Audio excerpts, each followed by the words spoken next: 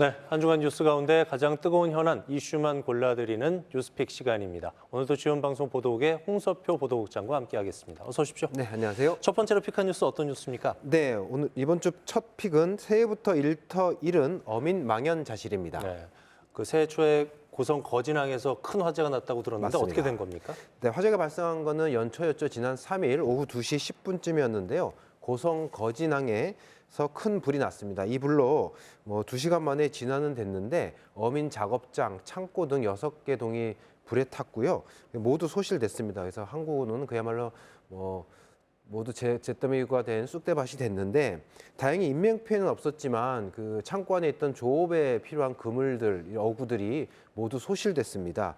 그래서 소실될 그물만 한 9억 원 정도 재산 피해가 난 걸로 추정이 되고요.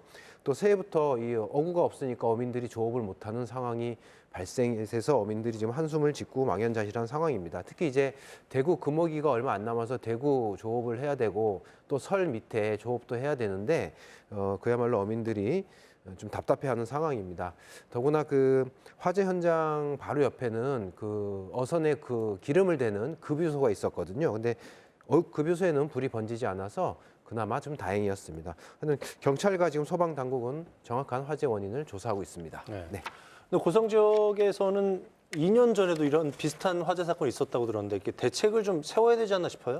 맞습니다. 2년 전에도 고성에서 항포구에서 불이 나서 어선 3척이 불에 타고 창고 2동이 소실되는 화재가 있었습니다. 이 원인을 좀 보면 항포구에 만들어진 어선, 어민들 작업장이라든지 어구 보관 창고 등이 대부분 가설 건축물입니다. 그러니까 우리가 소위 얘기하는 샌드위치 패널로 된 그런 건축물이기 때문에 한번 불이 나면 확산이 빠르고 또 해로운 연기까지 유독가스까지 많이 나기 때문에 진화가 쉽지 않습니다. 그래서 결국은 이 샌드위치 판넬이 아닌 그러니까 영구적인 콘크리트 구조로 창고나 어구 작업장 등을 지어야 된다는 얘기인데 이렇게 되면 아무래도 건축 비용이 많이 들기 때문에 예산 부분이 부담이 될 수 있습니다. 어쨌든 고성군은 장기적으로는 항포구 어민 작업장이라든지 창고를 이런 견고한 콘크리트 구조물로 짓는 방안을 검토하겠다고 합니다. 네. 아무래도 겨울철에는 난방기 사용이 많으니까 화재 위험이 높지 않습니까? 어제하고 오늘은 또 기온도 뚝 떨어졌는데 안전 점검도 좀 확실히 하고 안전 수칙을 확실히 좀 이용해서 깨끗하고 좀 안전한 겨울을 보냈으면 좋겠어요. 네. 계속해서 다음 뉴스 어떤 뉴스입니까? 네, 두 번째 픽은 벼 재배 면적 감축 농민 반발입니다. 네. 쌀값 폭락 문제는 어제 오늘의 일은 아닌 것 같아요. 매년 나오는 얘기인데 정부가 올해 쌀 재배 면적을 줄이겠다고 발표했다고요? 어떤 얘기예요? 네, 그렇습니다. 정부가 올해부터 그 벼 재배 면적을 전국적으로 한 8만 헥타를 줄이겠다고 이제 발표를 했습니다. 정책을 그렇게 펴겠다고 했는데요. 이게 그 이유가 시청자 여러분도 잘 아시다시피 쌀 소비량은 감소하는데 공급량은 과잉이 되면서 항상 가을이 되면 추수철에 쌀 문제가 불거졌었거든요. 이 문제를 좀 해결해 보자는 정부의 의지가 담긴 정책이라고 할 수 있겠습니다. 이제 8헥타르, 전국적으로는 8만 헥타르인데 강원도의 면적은 전국 감축 면적의 한 4% 정도 되는 3,256 헥타르 정도 됩니다. 이 규모가 어느 정도냐면 강원도 전체 벼 재배 면적이 한 2만 7천여 헥타르 정도가 되는데 거기 한 12% 정도에 달하는 면적입니다. 그러니까 적지 않은 면적이죠. 10분의 1 이상 되니까요. 네.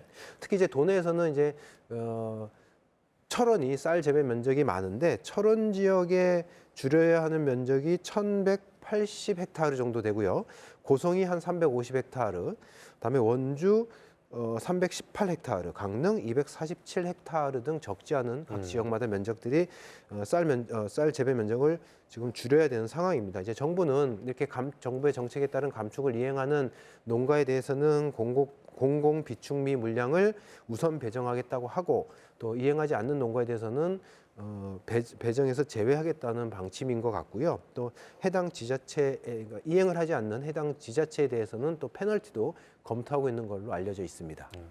그렇지만은 쌀값 폭락 때문에 매년 거리로 쏟아져 나왔던 농민들 반발이 굉장히 거셀 것 같은데 어때요? 맞습니다. 반발이 거셉니다. 일단은 일괄적인 정부의 일방적이고 일괄적인 재배 면적 축소에 대해 농민들은 일제히 반발하고 있고요. 일단 재산권 침해 문제를 농민들은 주장을 합니다. 이제 현장의 목소리를 좀 들어보니까 이렇습니다. 자기가 선택해서 농사 지을 수 있는 권리를 가지고 있는데 그걸 강제적으로 감축하겠다는 것은 있을 수 없는 일이다라는 게 이제 농민들의 일관된 입장이신 것 같고요.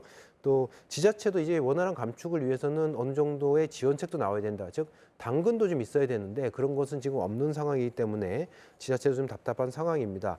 일단 해당 자치단체들은 이달 중 농가별로 감축 계획을 통지할 예정인데 실질적으로 이제 농가에 이게 통지가 되면 아무래도 농민들의 반발은 더 커질 것 같습니다. 네. 해마다 반복되는 쌀값 문제 좀 해결할 수 있는 실제적인 방안이 나왔으면 좋겠습니다. 네.